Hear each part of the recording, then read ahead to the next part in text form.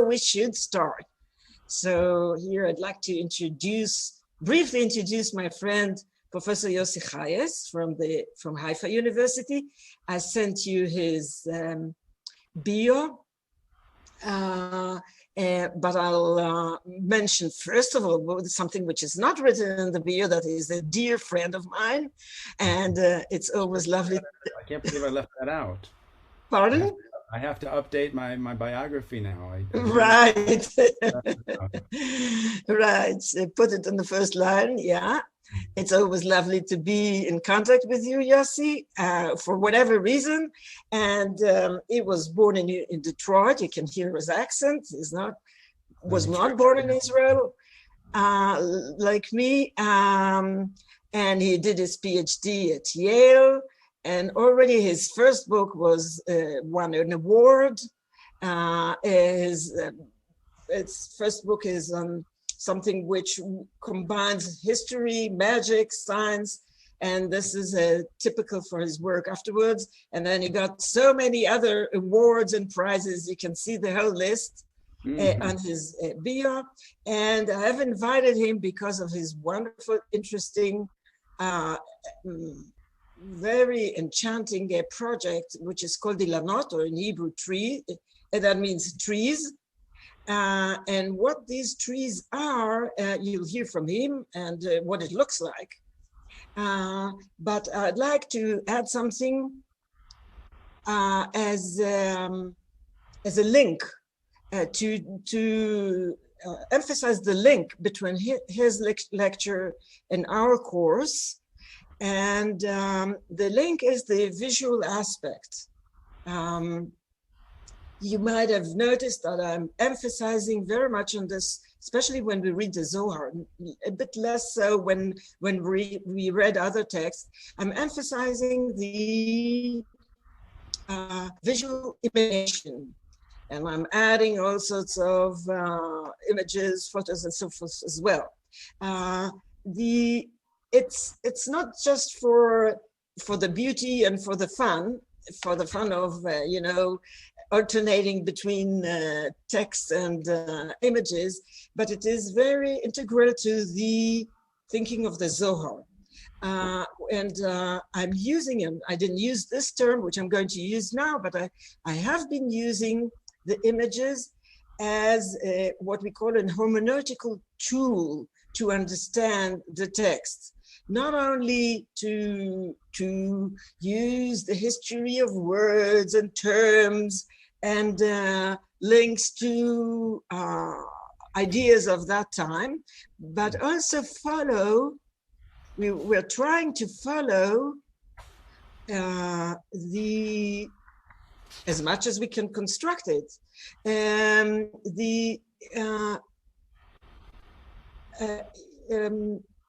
visual image and how it is used and what you can learn from those visual images, and use it as a tool to understand the text. For example, the first text we read from the Zohar was about the rose. Now, only once we saw the different images of the rose and the cup and some image of the Sephirot, only then we understood that they are in fact overlapping, and the idea of and the new idea which is expressed, which we discover when we follow those images and is not expressed in words, is the unity of the world of the Sephirot. And this is made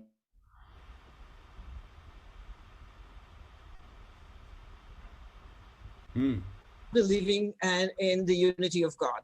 So the images are in one important way to express that unity, and so forth and so forth. So the element of visual images is visual imagination is very basic for Kabbalah throughout history. And Yossi Chajes, Professor Chajes, has been searching the actual drawings of Kabbalists who drew, according to their understanding, the Kabbalist text.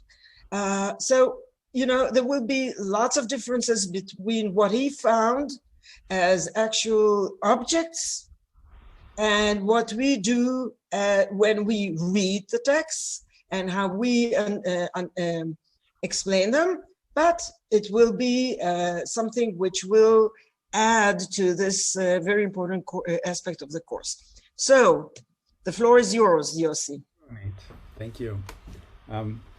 So as you were speaking, I'm in, as so many of us are these days, teaching from our home offices, home libraries, home studies. I just thought, I have to. It reminds me of something, and I pulled a book off my shelf called Graphesis by Joanna Drucker. Visual Forms of Knowledge Production. It's a book that I very much like, as you can tell from all of the sticky notes here. That means I read it on Shabbat.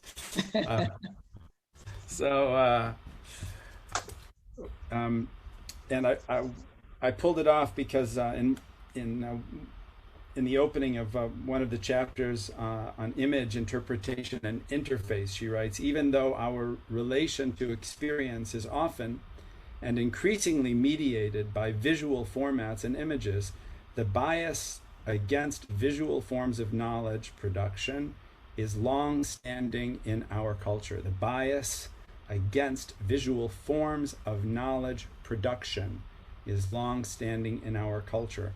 Logocentric, meaning word-centric, and numerocentric, numbers, mathematics. Logocentric and numerocentric attitudes prevail.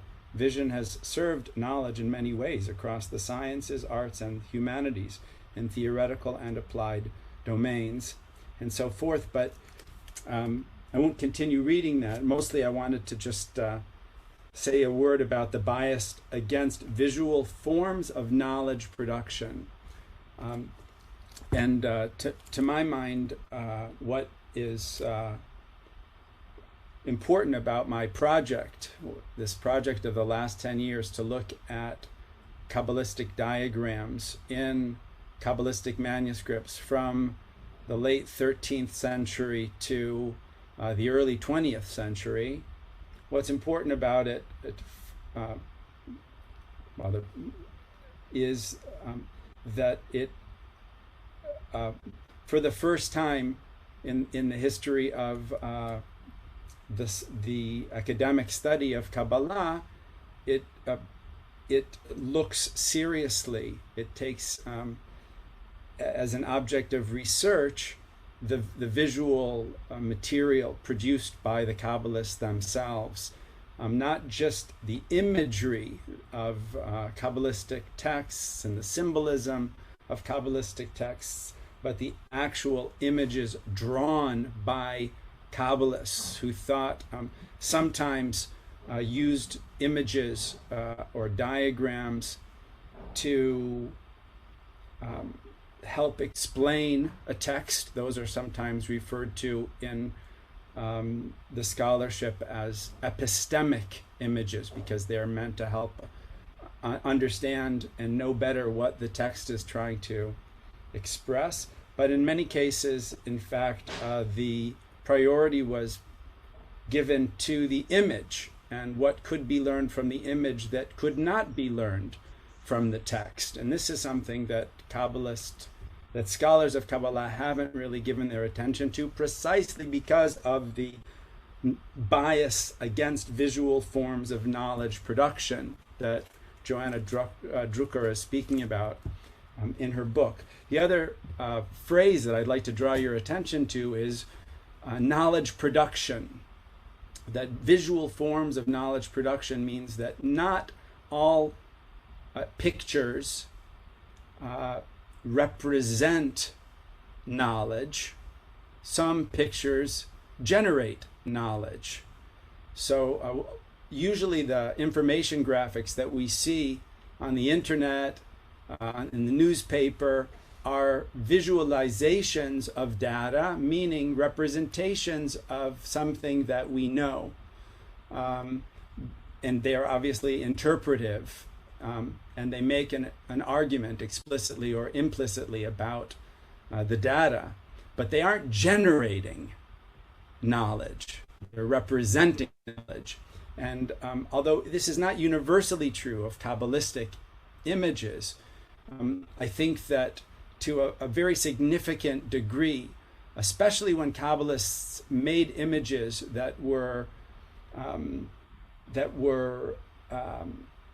artifacts in which the image itself was prioritized and not simply there to try and make a particular text more understandable, that they were relating to those images as generative, as productive, and in the show and tell sort of a slideshow that I'll show you now as a kind of lecture introduction to these artifacts that I've been working on, I'll be able to point out to you how we can understand so many of these objects as knowledge generators and not simply as representations of Kabbalistic knowledge. Okay, so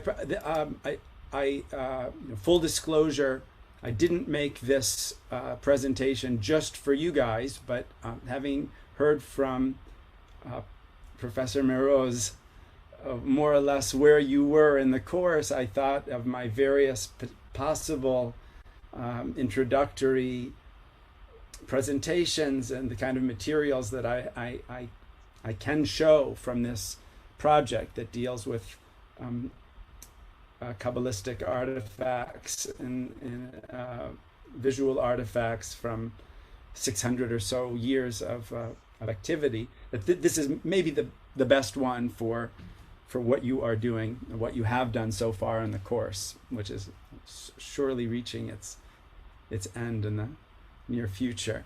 So I'll call it the classical Kabbalistic tree, as you've probably learned. You can all see my screen now? Great.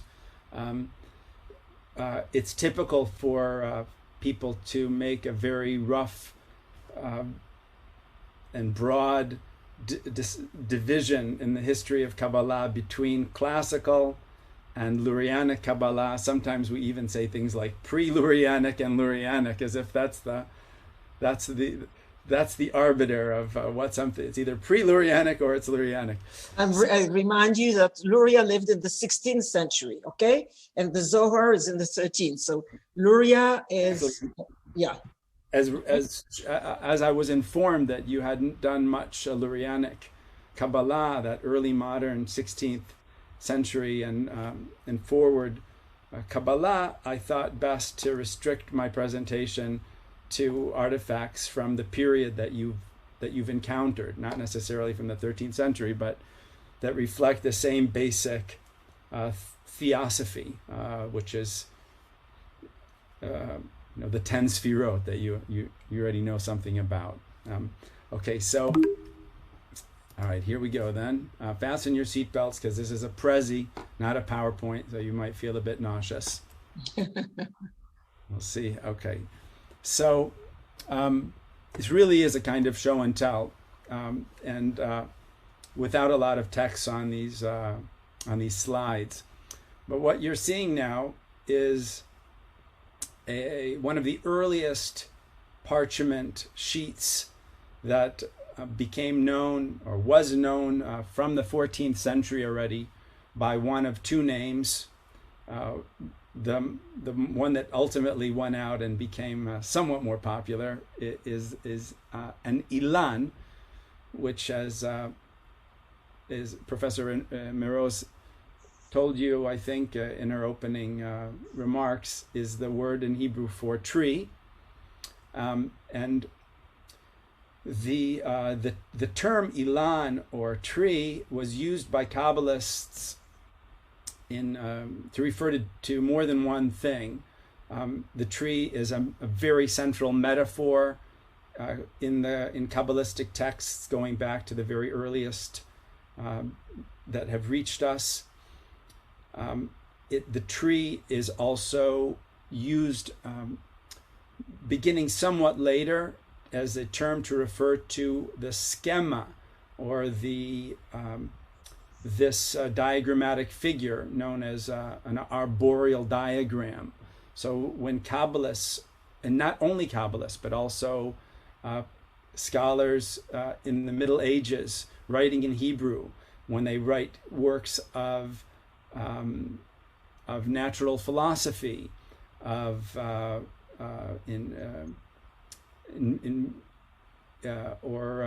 any number of other fields where the arboreal diagram is often found.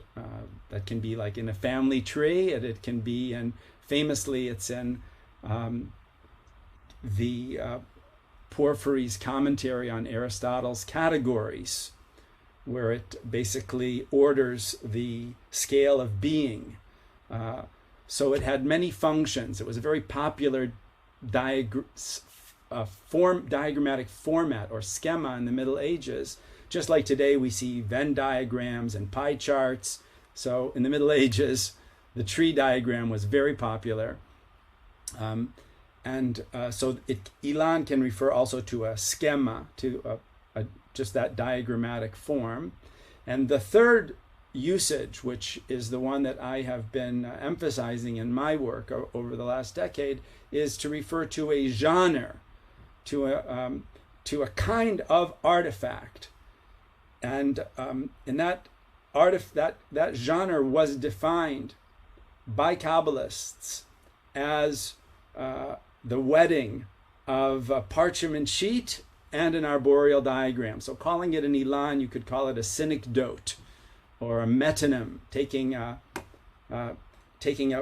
portion of the artifact and using that to refer to the artifact as a whole. So because an arboreal diagram is featured on the parchment sheet, that artifact as a whole is called an Ilan.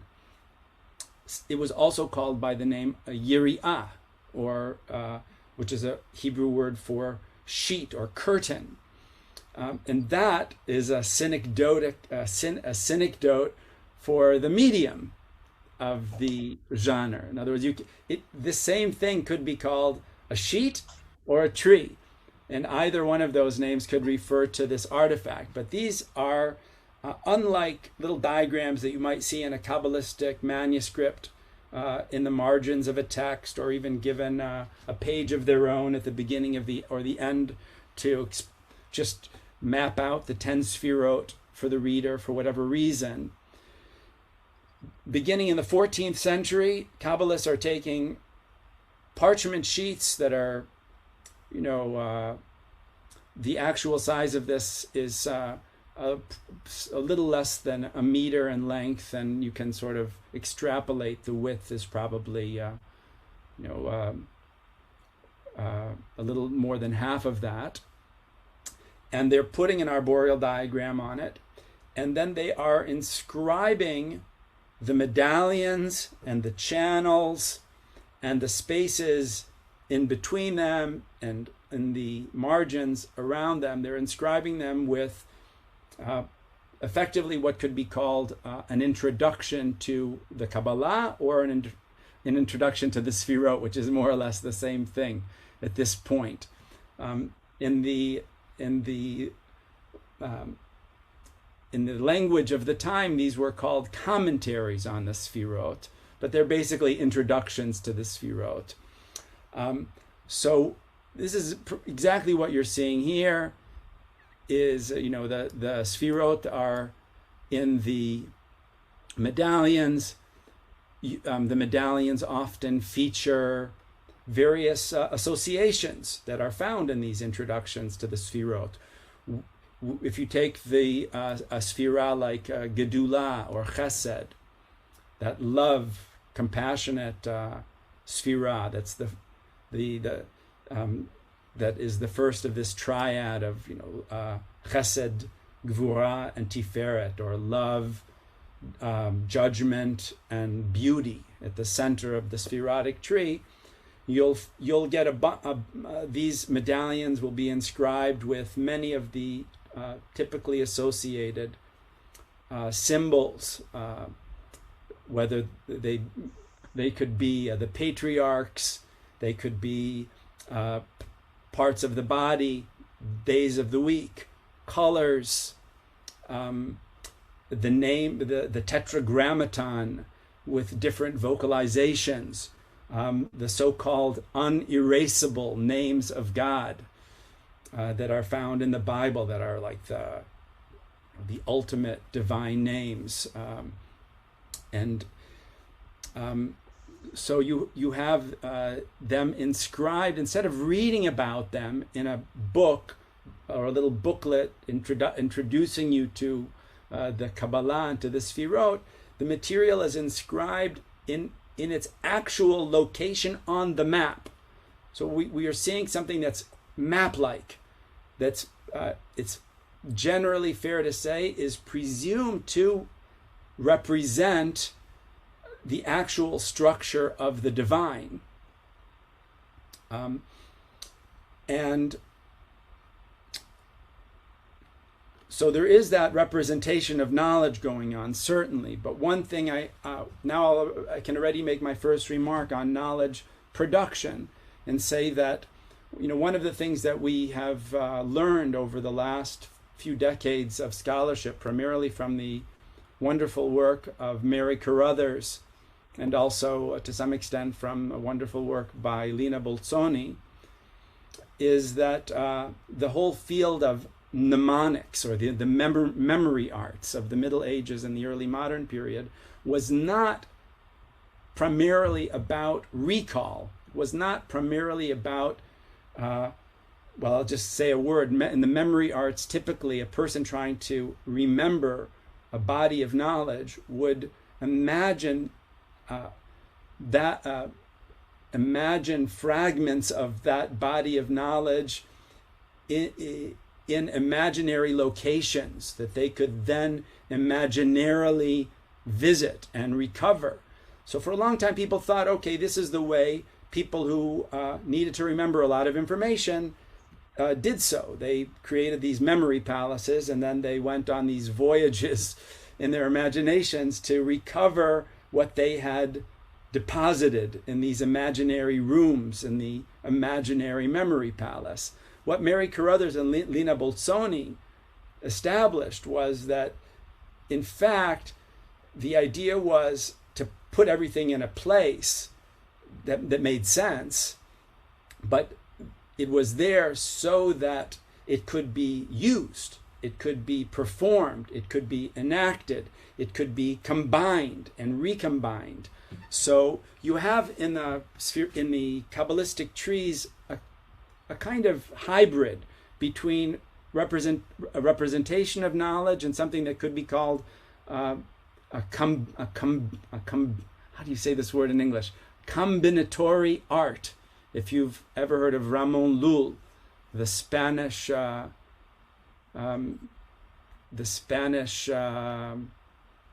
what would we call Ramon Llull? A kind of theologian. I would say, like, what do you call somebody who was a savant of so many fields of knowledge? He made a work that of the trees of the sciences. He really tried to encapsulate human knowledge of his time in 13th century Spain.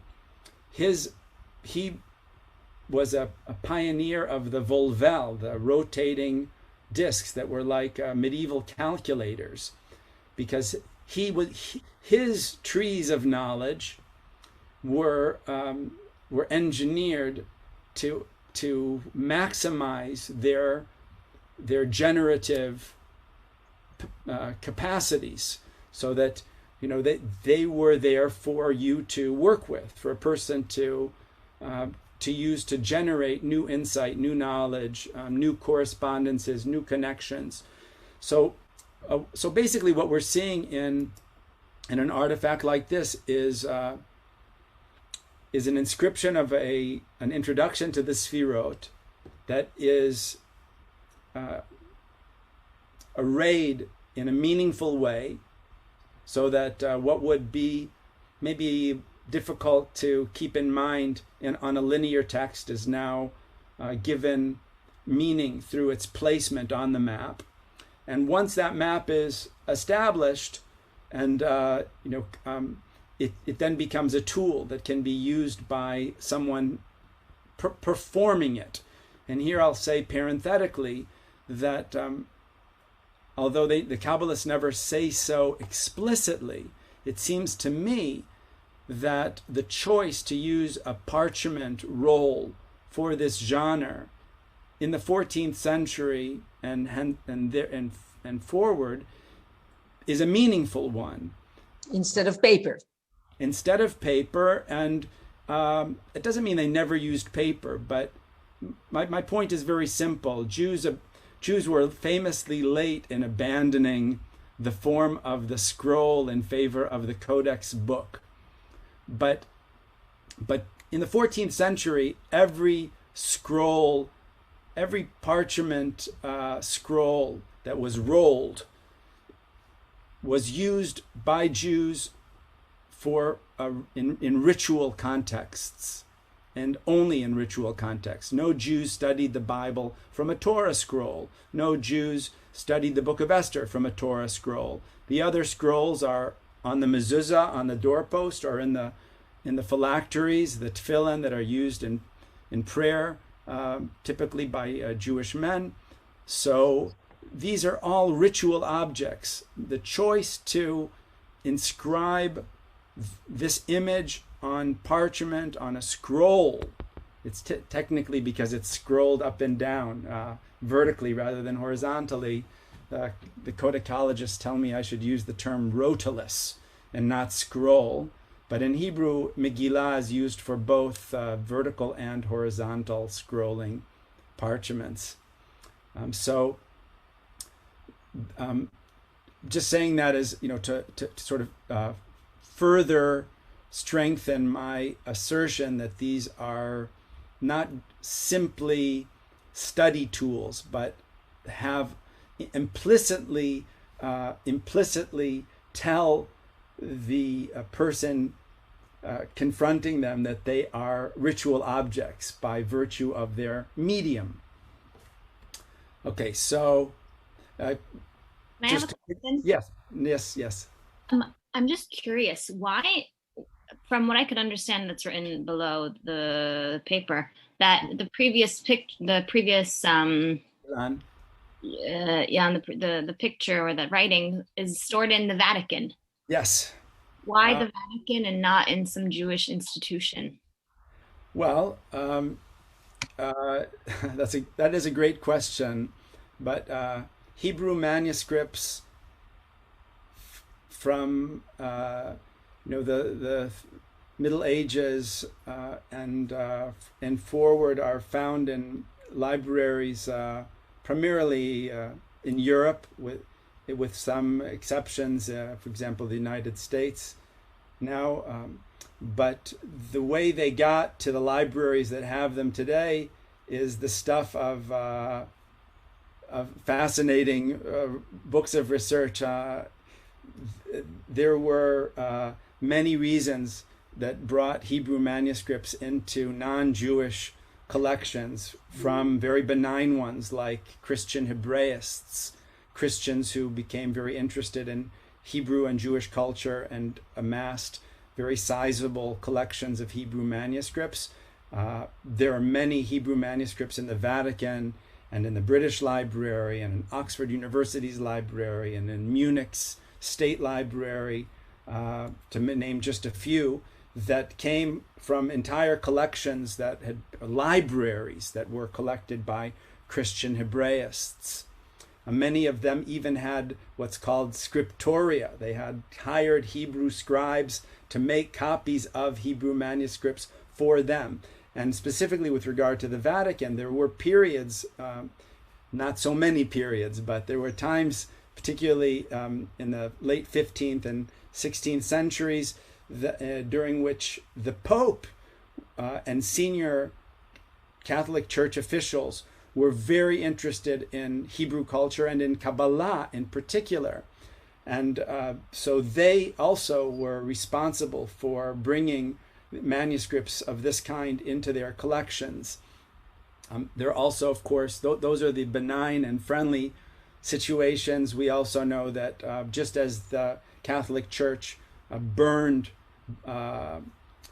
cartloads of Hebrew manuscripts, for example, most famously in the square in Rome, what's it, Campanella? The famous piazza in Rome, where cartload, horse-driven wagons full of Hebrew manuscripts were deposited and burnt.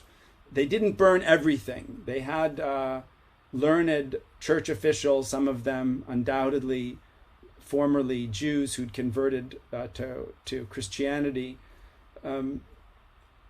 review the material before burning it, and certainly no few manuscripts found their way into the Vatican Library as part of that process of seeking, destroying most Hebrew manuscripts, but not all of them. To some extent, the fate of Kabbalah manuscripts may have been better than most, since many Christians in that very period that saw the burning of the Talmud and all of that Jewish legal literature, many people were convinced that the Kabbalah actually had a kind of Christological truth, and it could be used to even prove to the Jews the truth of Christianity, or that Kabbalah just generally predated the Mosaic revelation and was some kind of ancient truth that the Jews were carrying with them without really understanding. But I'm certain that some Kabbalah was spared because of these views that set Kabbalah against the rest of the normative Jewish literature. Probably saved a few things that would have been burnt otherwise. But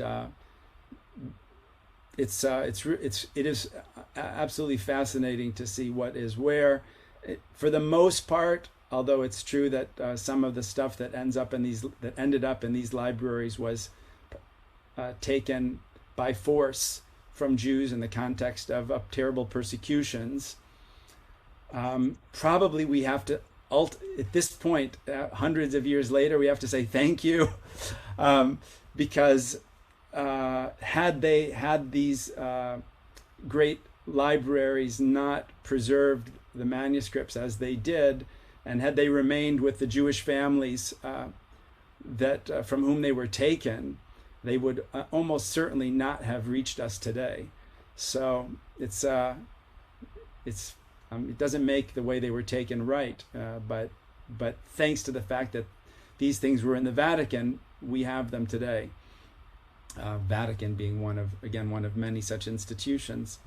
Not too far, well, it is a bit far, like by Italian standards, but Brescia, which is a few hours northeast of Rome, has a small library but full of riches, and it has another one of the very old Ilan parchments, which you see here. Quite interestingly, I think it shows another version of the same text, which is on the previous parchment. This introduction, I should say, is anonymous, but has been ascribed most recently in the scholarship to Joseph Gicatilla, the author of The Gates of Light, a work that you may have heard about. No, at the time of the Zohar, plus minus. Yeah. Say again? From the time. We didn't discuss him, but he lived in the time of writing of the Zohar. Yes. Okay. So you can see I think it's quite fascinating. It's the schema is a little different. The diagram's just a bit different, but this one is very Tiferet centric, which I think also says something about the Kabbalistic school that from which it emerged. The same text, but a different schema, and that schema itself tells a story if we know how to read it. But looking at it a bit more closely, you can see it still has the inscription of some of these associations, but it's created what's called a rota, a circle diagram, that's at the center of the Spherotic tree. It recalls the classical cosmological figure of the cosmos, the geocentric Ptolemaic cosmos, but we see mostly here, we don't see the planets named, but what we do see is a division into 12, and as you might expect, that division is shown to correspond to the signs of the zodiac, the Hebrew months, the 12 tribes, and the 12 different ways in which the letters Yud, He, Vav, He of the Tetragrammaton can be sequenced. But basically, it's another version of the same text with a different schema. Also, according to at least one paleographer with whom I consulted, there's reason to think that this may have been accomplished in 14th century Spain and brought by a Spanish emigre to Italy subsequently. One thing that maybe I can point out that's a bit interesting, I think, at least to my mind, is that unlike many such parchments on which we see the words Ein Sof, the infinite, no end, inscribed in the background, usually above the Spherotic tree, these parchments do not show Ein Sof as an inscription on the background, as the ground of the 10 Sphirot, but in fact represent a Kabbalistic point of view according to which Keter, the highest of the 10 Sphirot, or crown, is impossible to differentiate from Ein Sof, from the no end, infinite deity. The other thing that I haven't completely figured out is this weird arrowhead that's at the top of Keter. At the very, very top of this arrowhead, there's an inscription that shows Yud Aleph Hey Daled Vav Nun Hey Yud. I'm going to give bonus points for anyone who can tell me what that could possibly mean. Yud Aleph Hey Daled Vav Nun Hey Yud. That's only only in second semester will you be equipped to parse that. But wait, sorry, can you spell it out one more time? I think I can get it if I can put it in my head. Margot. All right. Yud, Aleph, Hey, Daled, Vav, Nun, Hey, Yud. So, okay, it's tricky. I mean, once I tell you, you'll see it's easy once you know it. It's only hard before you know it, like so many things. I feel like, is there not? Okay, maybe this is far-fetched and I'm completely wrong, but I feel like there's Adonai somewhere related to that or in there. Nice, good. Margot gets the bonus points. I think that's close enough. I'm not sure what the rules of Jeopardy are or what game show it is we're playing, but indeed, Adonai is right here. Aleph, Daled, Nun, Yud. If you'll notice that the letters of Adonai, which means my Lord, have letters in between them. So Aleph, Daled, Nun, Yud are separated by Yud, Hey, Vav, and Hey. And now you know the secret, which is Yud, Hey, Vav, Hey, the Tetragrammaton, integrated with Aleph, Daled, Nun, Yud, my Lord. Now, this Yud He Vav He, the Tetragrammaton, is typically in Kabbalistic works associated with the central sphera of Tiferet, and that is also sometimes referred to as Hakadosh Baruch Hu, the Holy Blessed One. That is the name of God. If you're just looking at sort of normative, mainstream, classical Jewish tradition, does God have a name? Yes. What's God's name? Yud He Vav He. So that's the Tetragrammaton. Jews don't typically say that unless the Jew in question happens to be the high priest on the Day of Atonement in the Holy of Holies of the temple. Otherwise, when Jews see that, they say Adonai, unless, now sometimes people say Hashem. But yes, Margot. Isn't there a difference between when people are supposed to say Adonai and Hashem? Like, I thought Hashem was when you're speaking about God, and Adonai is in an actual prayer. Is that right? It's true. It's true. Hashem would be, you wouldn't say in an actual liturgical setting, Hashem. You would use Adonai for that. You're quite right. So Adonai is associated in Kabbalistic symbolism with Malchut, the lowest of the 10 Sphirot, the divine presence, the Shekhinah. So I'm sure that you've learned in your class that sort of the central drama of Kabbalah is the relations between the Holy Blessed One and the Shekhinah, getting them from back to back to front, dealing with their couples issues and getting them hooked up.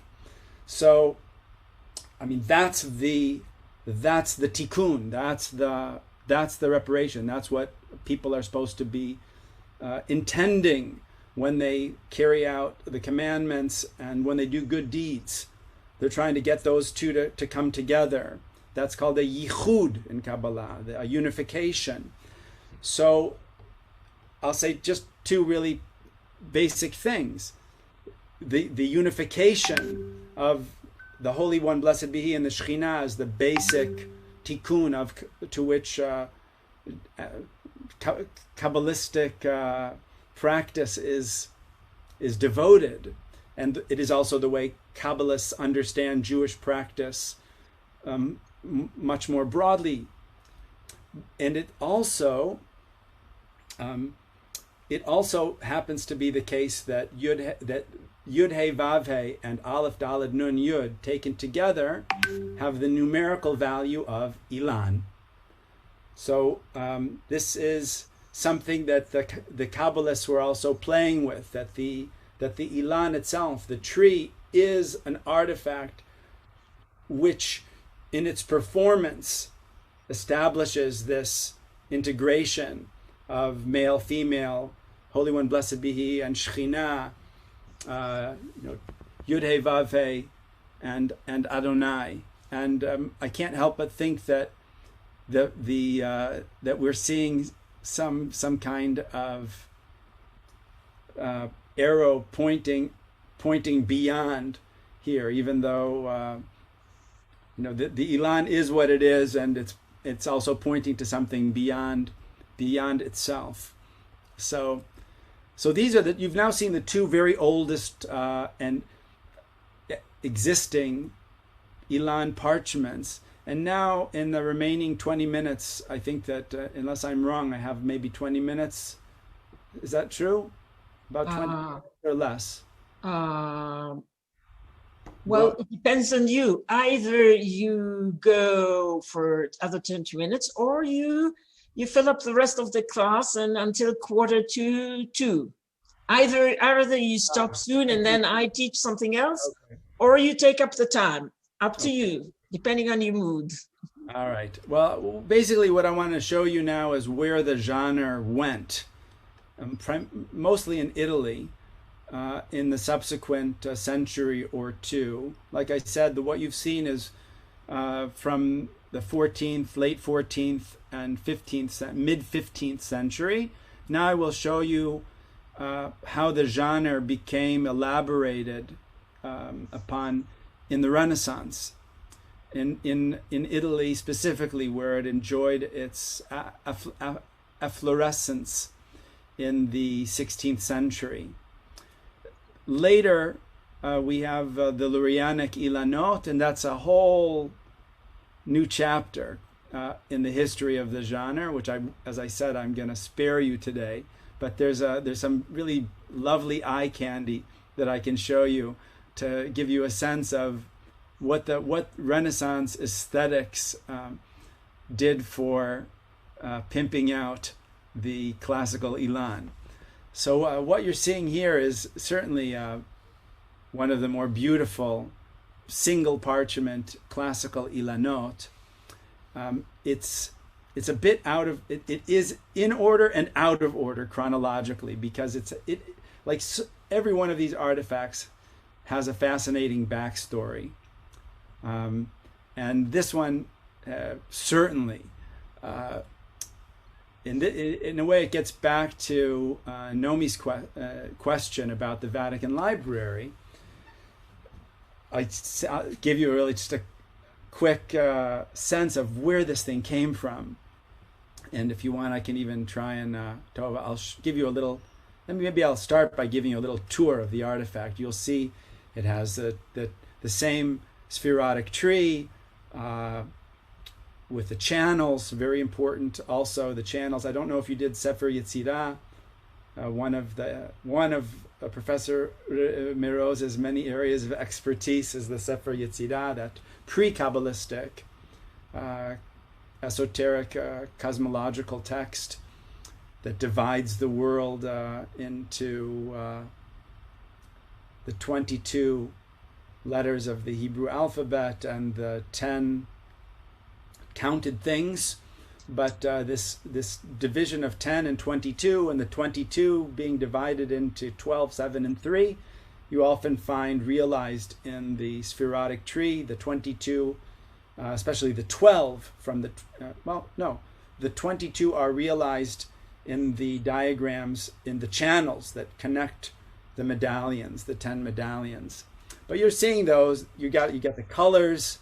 You have the names, the unerasable names of God within the medallions. You have this time you have an image.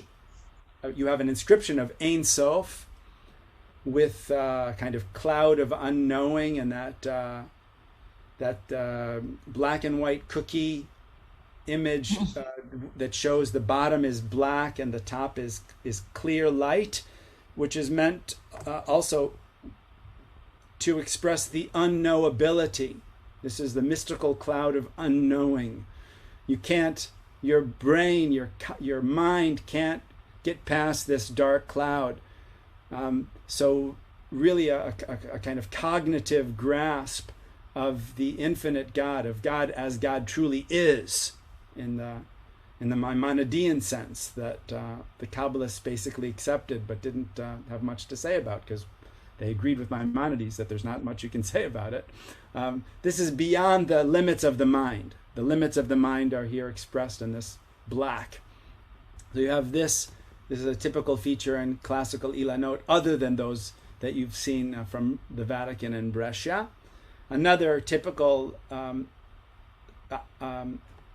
image that you find in the classical Ilan is the candelabrum, the menorah from the temple, which had an ancient symbolic valence that was significant, and the table, the shewbread table, which again, going back to the Talmud, they had traditions about why one was on the right, one was on the left. They had symbolic meaning, and the Kabbalists are incorporating those into their symbolic network as it's mapped on the Ilan. You also see something quite interesting, which is that did you read Ezekiel chapter 1 in this course? Yes, we did. Good for you. Just partially. Excellent. Partially. All right. Okay. Well, it's good. I like to begin with Ezekiel chapter 1 also when I do survey courses. Not every survey course, although why not? If you remember from the end of Ezekiel chapter 1, you have his vision. The sky opens up and you go beyond. It's a portal. So you're going beyond the sky to the divine world. You have the gatekeepers of the divine world, the kruvim, the cherubs, but not the friendly baby little putti or whatever they're called. little cute baby cherubs, but you're getting those beasts with 4 heads and everything that are carrying the chariot. And on the chariot, there's the firmament upon which sits the throne of glory, and then there's the human-like figure sitting on the throne of glory. And that is the most plastic description of God in the Hebrew Bible, God sitting on the throne of glory. So in many ilanot, classical ilanot, we see a representation of the cherubs, of the kruvim, of these angels. We see some kind of representation of the firmament. We see some kind of representation of the throne of glory. And then we see, instead of a human-like figure sitting on the throne of glory, we see a Spherotic tree, I would say parked on the throne of glory, like it is nested into the throne of glory. So basically, God is the Spherotic tree sitting on the throne of glory. Now, how the throne of glory is represented is always interesting. Here you see it's basically what historians of furniture call a Renaissance throne chair. It's a kind of furniture, it's a cabinet chair that you can still find in museums of decorative art, and if you go to visit palaces in Italy and elsewhere, you see these throne chairs that are they're basically that include a storage unit. They were even found in synagogues, Italian synagogues, in the 15th and 16th centuries. So the throne is here a period piece in terms of the history of furniture. It's sitting on the firmament, which is this blue, partially completed square that shows. How do you say alachson? Not vertices. These what do you call these lines in English that go not up and down but like this? Is it vertices? No. Just a second. No. Can't you remember? Like, didn't anyone take? Yeah, I'm checking oblique. No. Diagonals? Yeah, diagonals. Thank you. Okay, Ronit and I have a reason why we can't remember English, but come on. All right, give you another chance. What are these diagonals doing here? Well, here again, it's kind of interesting to discover that before the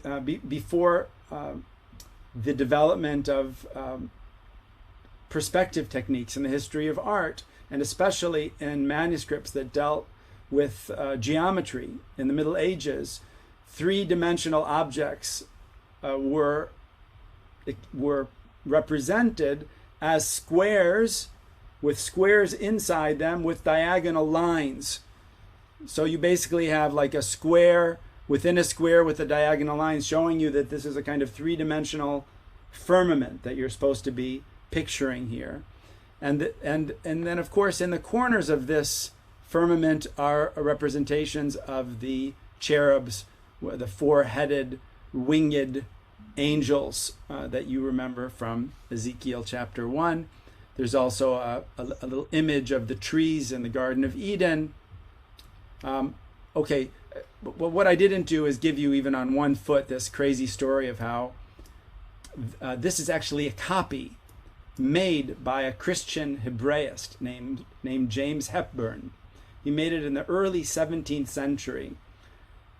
Why did a Christian make this copy in the very beginning of the 17th century? Because way back, more than 100 years before, one of the leading figures in the Catholic Church, Cardinal Egidio de Viterbo,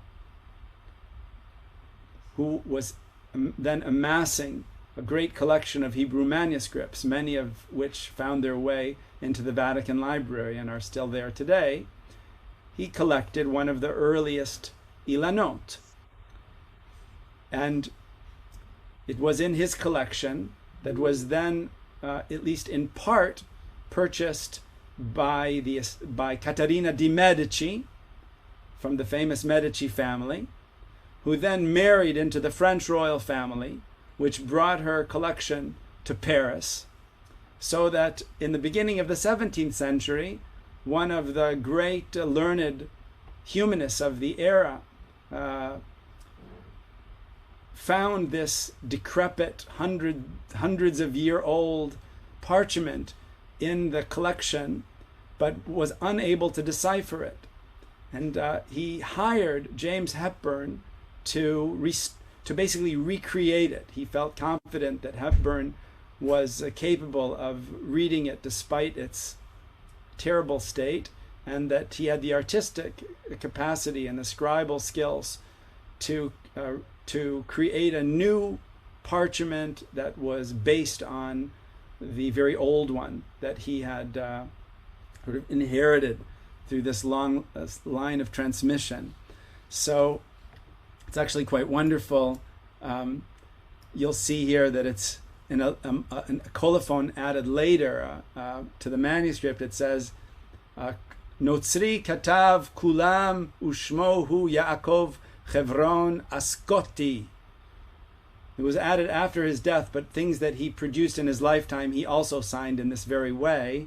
A Christian has written all of this. His name is Jacob.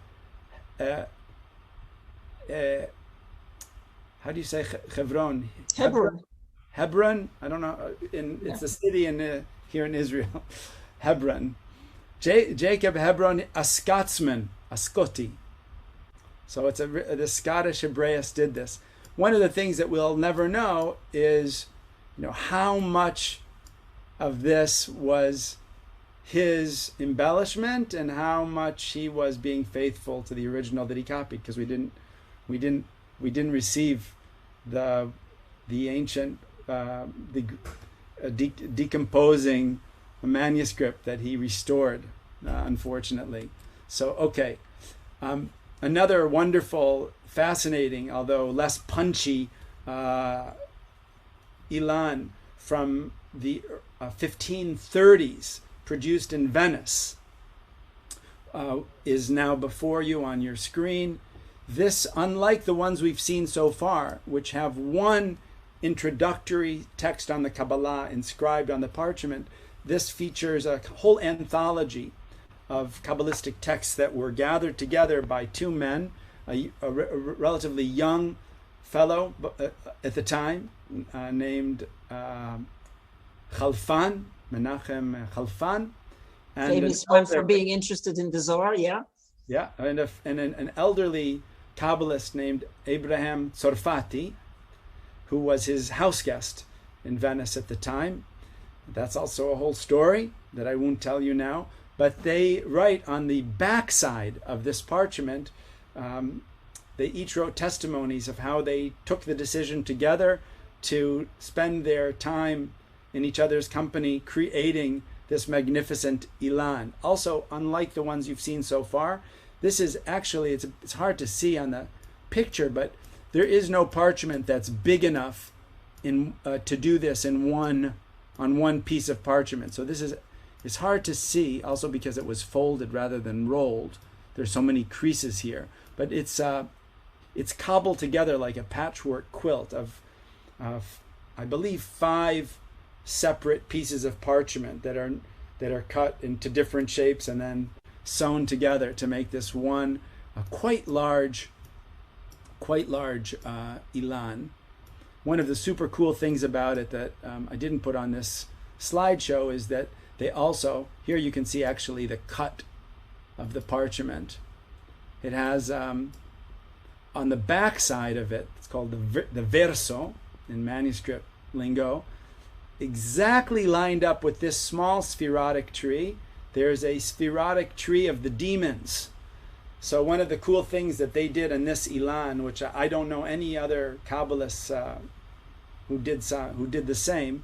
In Kabbalah, evil is often referred to as the other side, the Sitra Achra, the other side. So these guys said, okay, well, we're doing an Ilan of Kabbalah, where are we going to represent the other side? I said, well, let's put it on the other side. So they literally flipped it over and inscribed a tree, exactly like if you could look through, with a spotlight held behind the parchment, you would see they really were careful to match up the side of evil with the side of holiness. So they would be exactly parallel on opposite sides of the parchment. So that's kind of a cool move on their part. Can I ask a question? Of course. I'm just curious, like what's written on the sides? Is it all explanations of what's depicted? Yeah, it's a great question. There are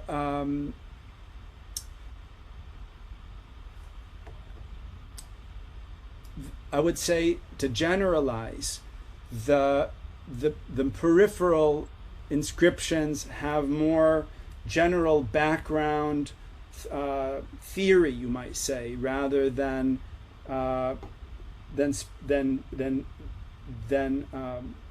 information that's specific to the location on the parchment, which you see, in the inscriptions that are within the diagram's boundaries.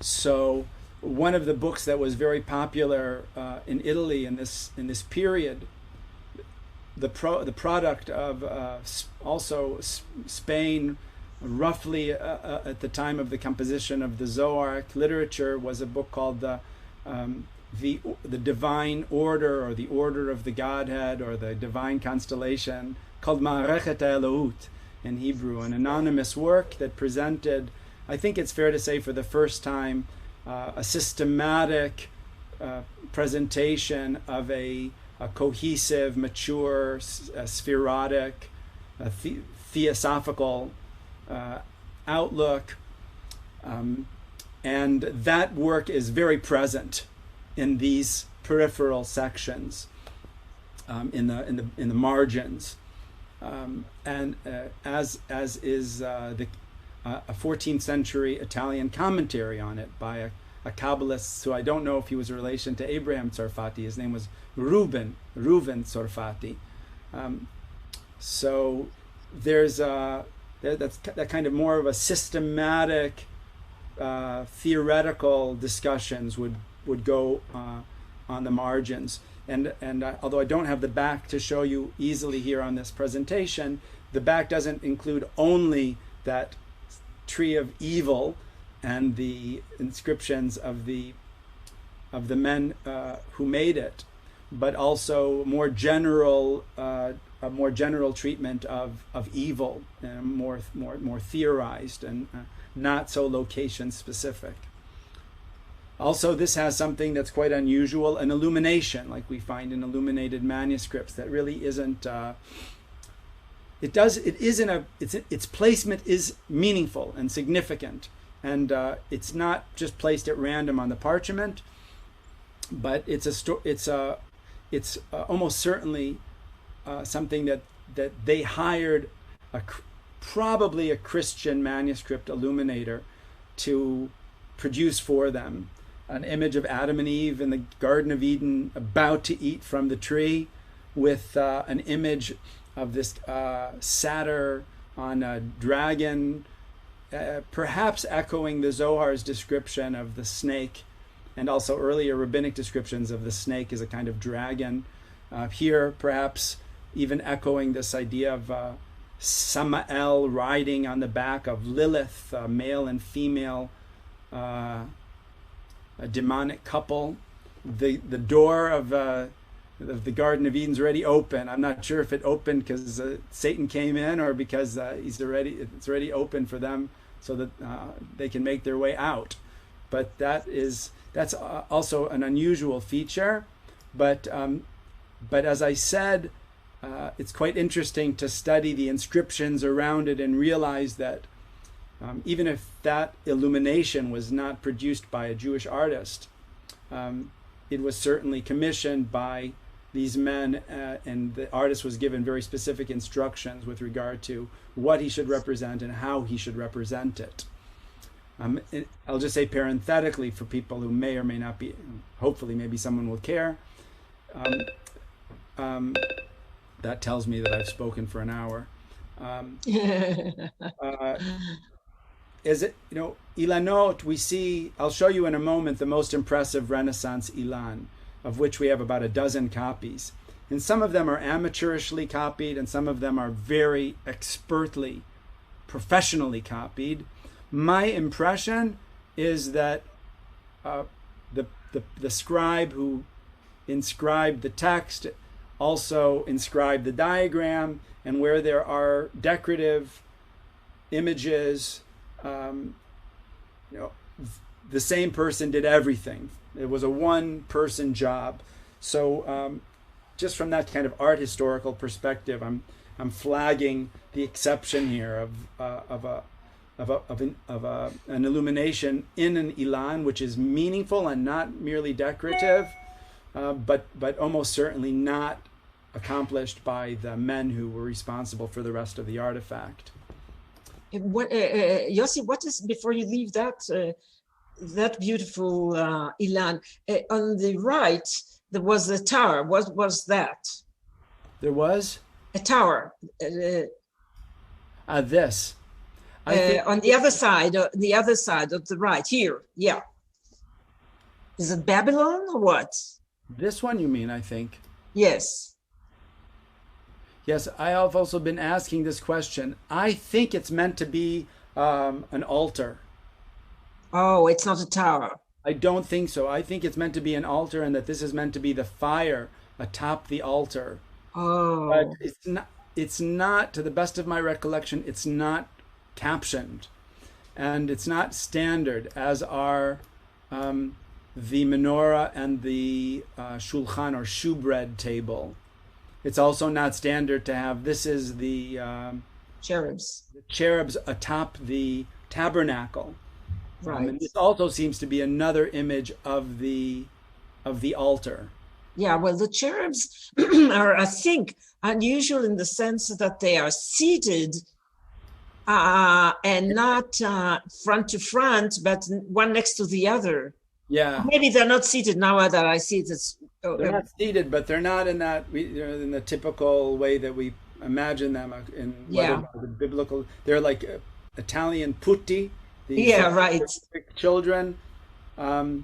They do seem to be male and female. At least I'm getting the vibe that the one on the left has male genitalia, and I don't see any. As we say, all people with kids who've done the ultrasound are like, you either see genitalia or it's a girl.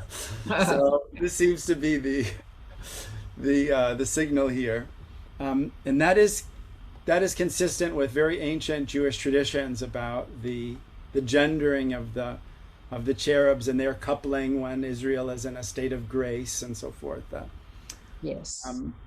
But I would say that probably like the scene from the Garden of Eden, I'm guessing this was likely produced by a local artist on behalf of the Christian one. Kalfan and Sorfati. Probably. We don't know. I mean, we know Jews, there were certainly Jews who were gifted artists, but probably the studios where you could, hire an illuminator for the day were mostly staffed by Christians, I have to presume. Yes. So this is now, I'll basically end with this, although it's a big ending. I could easily give you another hour just on this culminating artifact, really the high point of the genre in its classical period, and maybe the high point of the genre period. I call it the Magnificent Parchment because it doesn't actually have a name, and the Great Parchment was taken as a name by the colorful one that I showed you a couple of moments ago before the Venetian one.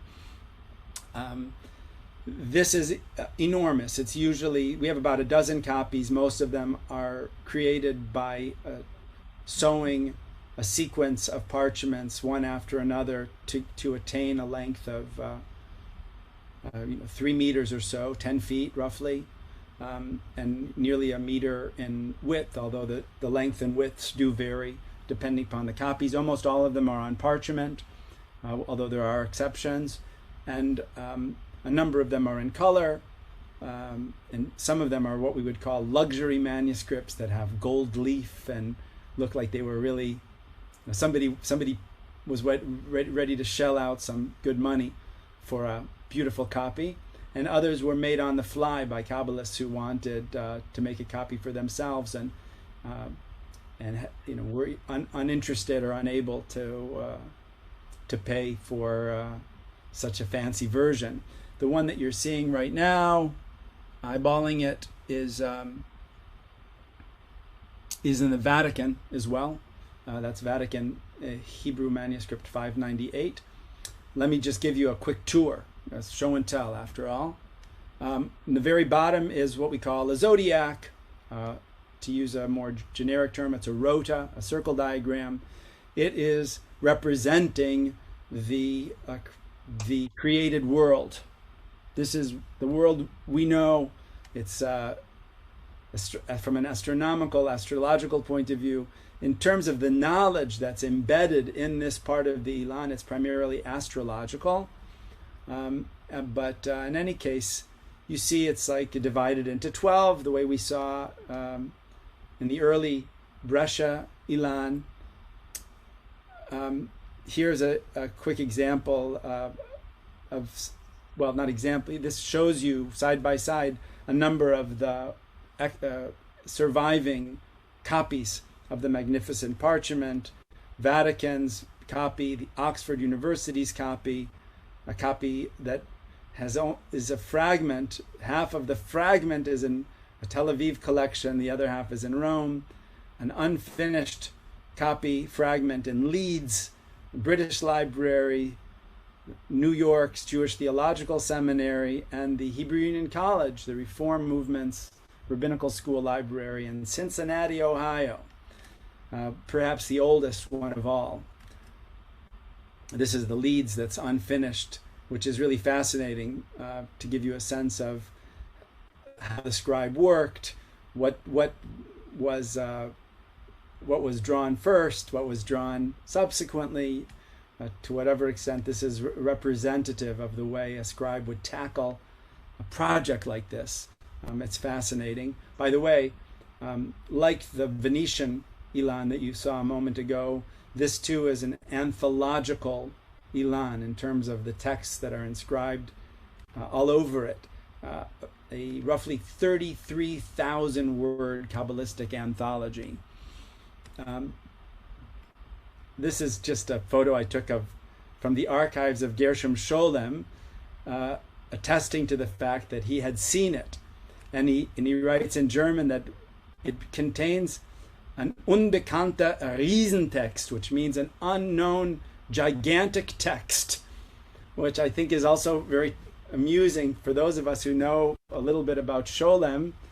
The fact that first, I love the fact that he just calls it an unknown giant text. But also I think so telling that he didn't really take much time to figure out what that text was. And that gets back to the point that I opened with, which is the bias against the visual, that this immense intellectual historian had a page in his archive.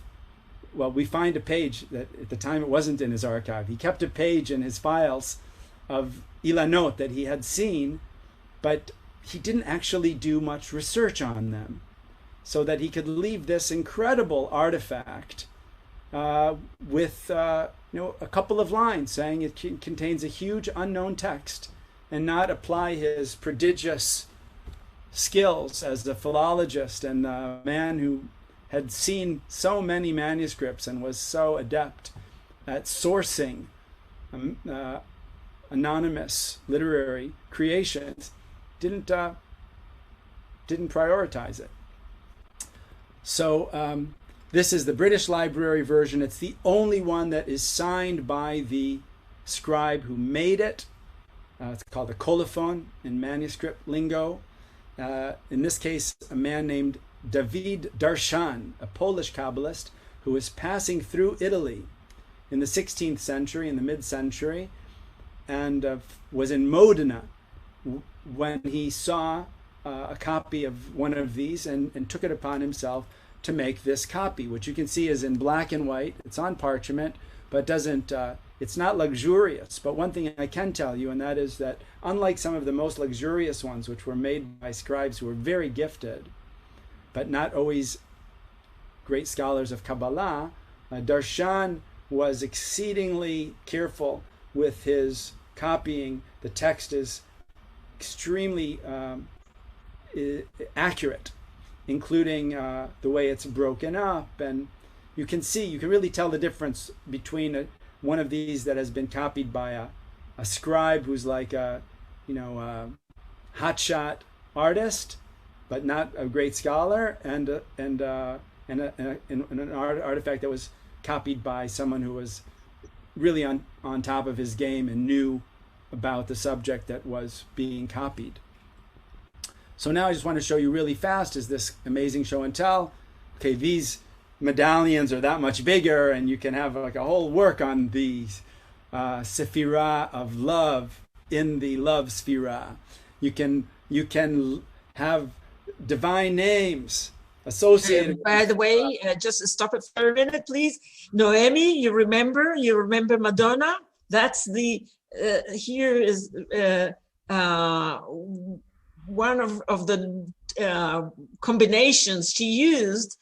Lamed Aleph Vav, love in English, but love in Hebrew, but not in the sense of love. Is this that name was part of this list, which you see here in the at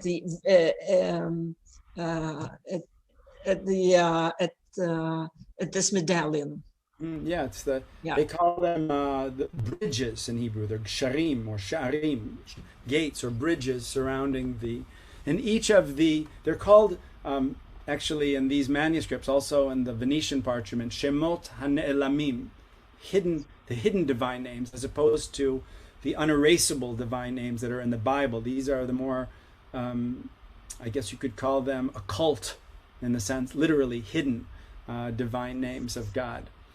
So what were the sources of this magnificent parchment? Well, the literary sources are one story, but the visual sources are actually another story. And one book that we found we meaning me and my collaborators and I found what was most significant was a small anonymous and unnamed work, which I also gave a name to. I'm like Adam in the Garden of Eden sometimes. This one I call the Booklet of Kabbalistic Forms. Kuntras Hatzurot HaKabbaliot. I have my reasons for giving it that name, but you see it. This, for example, is a Kabbalistic tree that has what's called phytomorphic. Basically, it has tree-like features. In this case, leaves. Not very common in Jewish tree diagrams, and there's more that can be said about this. But you see it in the magnificent parchment.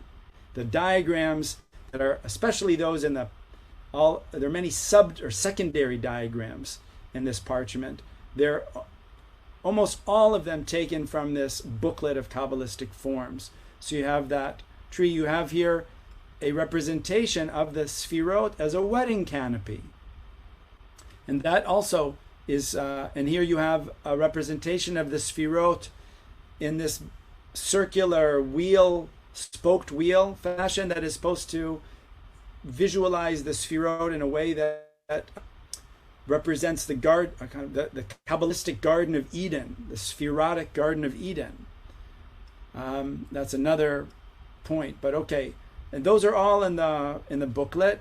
Now, just to sort of bring us back to the point that I made with the colorful Ilan a few minutes ago, you have the earth and the planets and so forth, and above the earth and the planets, you have the sky opens up, and you have the chariot beasts with the ox and the eagle and the lion and the human, all winged. In this case, you have also Rabbi Akiva. That's a whole nother story.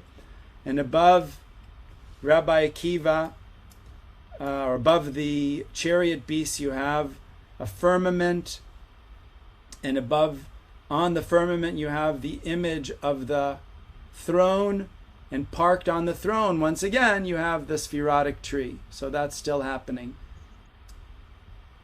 So, okay. And this is a kind of, okay, doesn't so much matter to us right now. Also, I think of interest, Ein Sof is here, figured as an eye. The inscription in the eye also tells us something about the context in which this artifact was produced.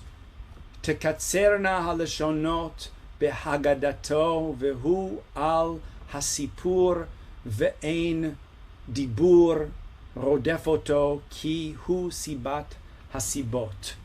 I know maybe you didn't catch all of that, but here it is in Latin and in Hebrew. It's taken from a Hebrew translation of a Neoplatonic text called the Book of Causes, Liber de Causus.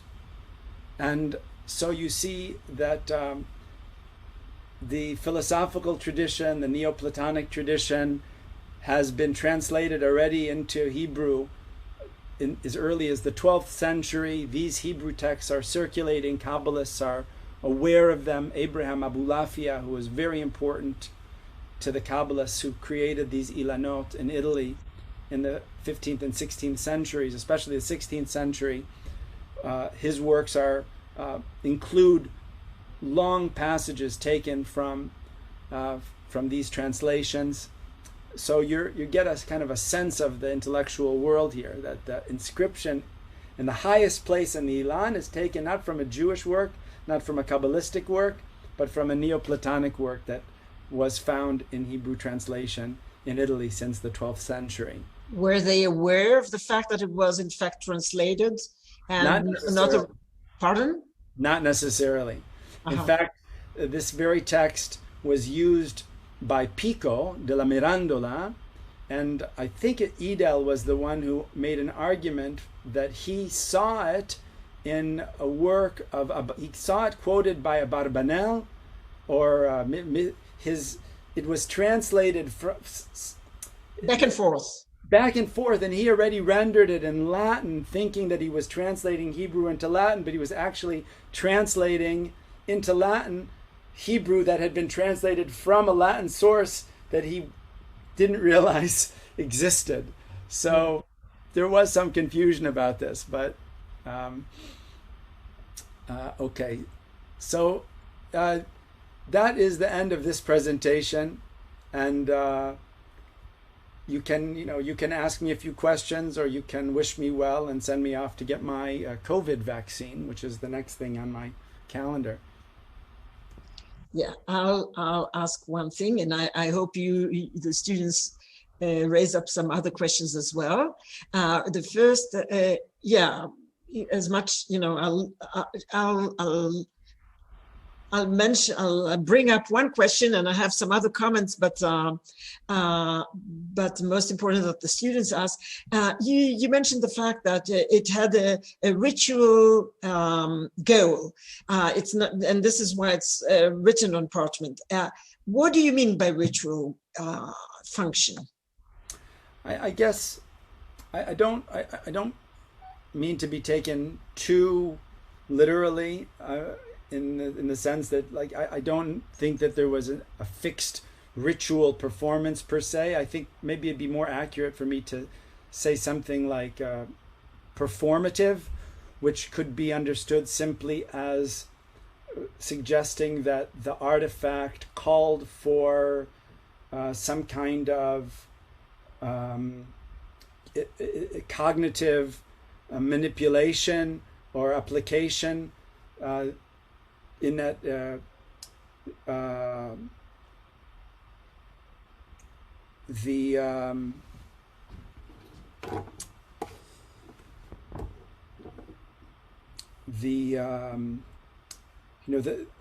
either the content could be imaginatively speculated upon and repeated. Again?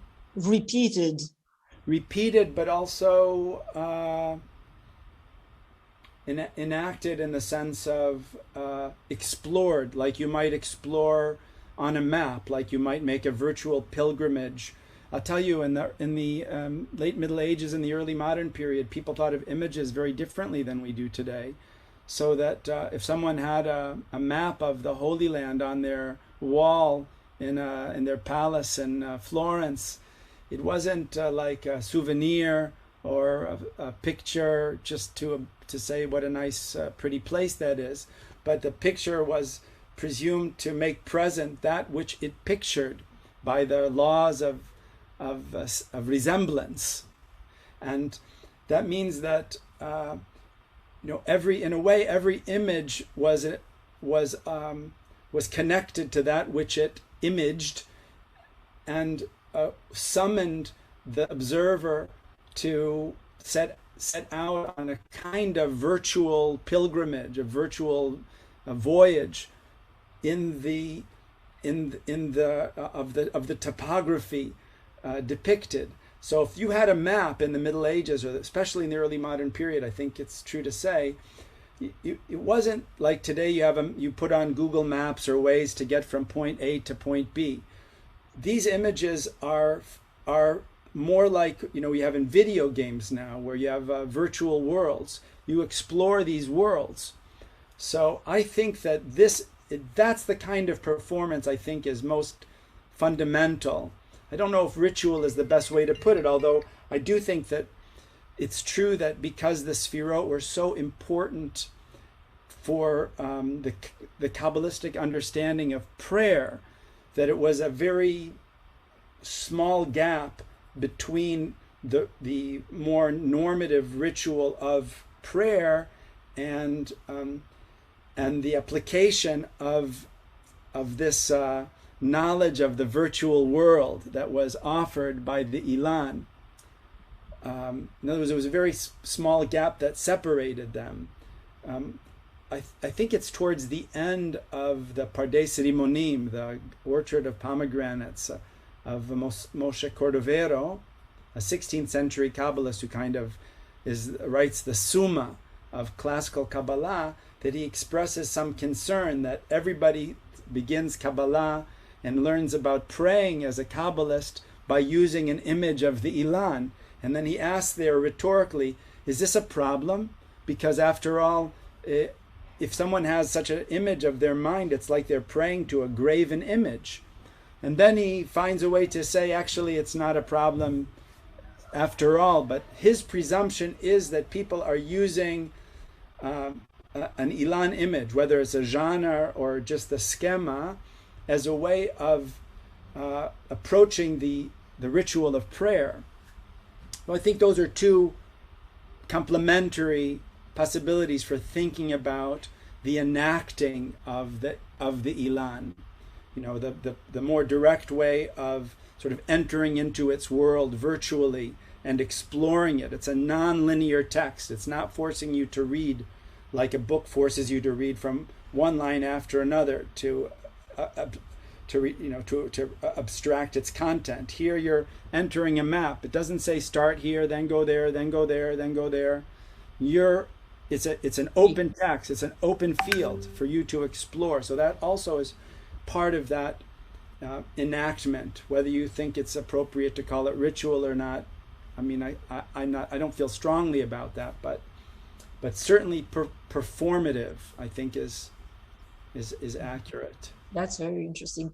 I think the students should ask. I have some more comments, but we'll leave them for another time. Yeah, what do you say, Margot? Yeah, so kind of unrelated to the topic at hand. But you're from Detroit, you said? Yeah. Okay, just wanted to play Jewish geography real quick. The cantor from my synagogue is from Detroit, and I was wondering if you knew him, Joel Coleman. Joel Coleman. Where are you? Where is he? Where are you? Well, he's in New Orleans. New Orleans. It's not ringing a bell, but I'm pretty old man. He's probably much younger. No, he's also I didn't want to say old, but he's older than I am. all right. I don't think I know him, but ask how old do you think he is? 60, 40? I think he's pushing 60. Pushing 60? You know what synagogue is it? Reform, conservative? It's Reform, Temple Sinai. So if you remember my last name, Chajes, he might not know me, but he probably knows my dad, because my dad wrote also a lot of music that is performed by Reform cantors, and many of his compositions were published by Transcontinental Music, the publishing arm of the Reform movement. Yossi is also a gifted musician. I also and a cantor. Also play in a band on the side, but But until Debbie Friedman dominated the Reform music scene, my dad's music was very well known to Reform Jews, and cantors who went through the Reform cantorial school will know my dad's name, and especially cool. I'll ask him. Yeah, you should know. Thank you. Let Ronit know if you get a ooh. Yes, and I'll write it to Yossi. Good. It makes me happy. Yeah, sure. You should come and listen to Yossi as well in one of the synagogues. He serves as a cantor in Dubai or in London. Get a good gig. I've had him. Yeah, I had a few years before everybody was going to Dubai. That was my gig when it was still it was an undercover mission. As a Kabbalist, I only like to do things that are hidden from the eye. Peace came because of you, huh? I didn't want to take credit, but yeah. Okay. Any questions concerning the trees, the ilanot? Do you want to tell one last thing about the Bill Gross? Well, today all you saw, Ronit is asking me about a wonderful man who's 81 years old and a visionary collector of Judaica who lives now in Tel Aviv. He's from Chicago originally. And the reason why I even started studying this material was because this wonderful man, William Gross, about 40 years ago began collecting ilanot because he saw them on auction and nobody was buying them, no one was interested. And he thought they were aesthetically captivating, and he began buying them up. And he's not an academic, but has always been interested in connecting with scholars, and by his own account, he repeatedly approached scholars of Kabbalah to ask them to explain to him what these things were. And one after another, even the foremost scholars of the field simply said to him, either we don't know, nobody's worked on them, they're not important, whatever it was. He couldn't get an answer out of anybody, and that's because they were right. Nobody had worked on them. There isn't even an entry in the Jewish Encyclopedia or the Encyclopedia Judaica where you could read 5 lines about them. So at a certain point, Ronit and I have a kind of shared teacher, Moshe Idel, told William, look, I have an unemployed former doctoral student.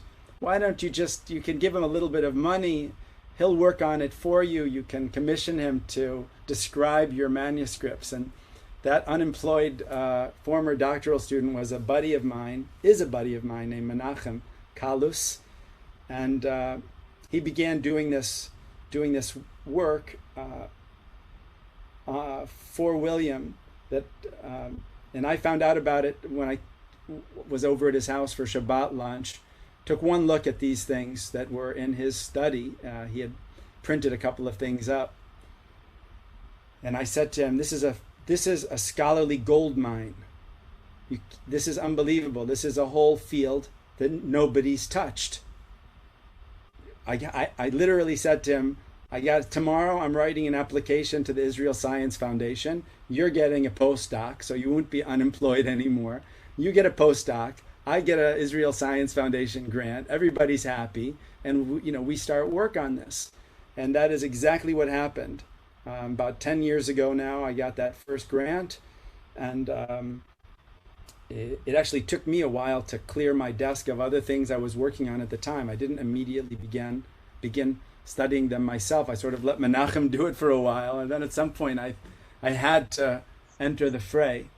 But William's collection. William was basically the visionary. His collection is very strong in later Ilanot, not strong in the classical period that I've just shown you. That is mostly, those artifacts are mostly found in the great university libraries.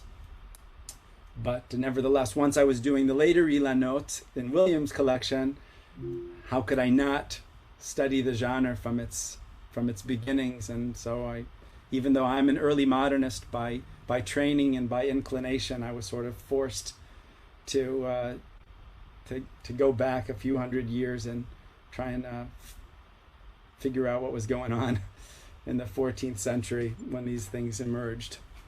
I'm still working on my classical Kabbalah chops, as it were.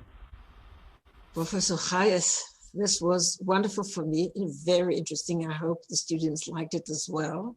I do too. This was really marvelous and fascinating. Oh, I'm so I glad. really thank you for doing this, for coming and joining us today. And I'm sure it was a beautiful addition to my course. Wonderful. Yeah, and you and me will have a lot to go on talking about. And good luck with your vaccination.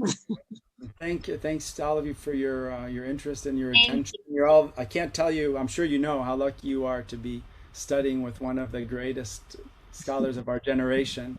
Wow. She's not just my friend, she's one of my heroes. And so, I mean, I'm jealous that you get to take a class with her. I could use one or two myself. So thank you, Yossi. I didn't expect that compliment at the end. It's it's good. Sometimes people don't know. You might think, oh, she's so nice. She has some purple hair dye. She's so cool. But she's actually she's also one of the greatest Kabbalah scholars on the planet. So you better be taking full advantage. Thank you, Yossi. All right. Okay. Well, thank you, and Mazel Tov on your vaccination. Thank you. Thank you. See you. And we'll go on, Yossi. Thank you so much for coming. Bye, everyone. Take care. All the best.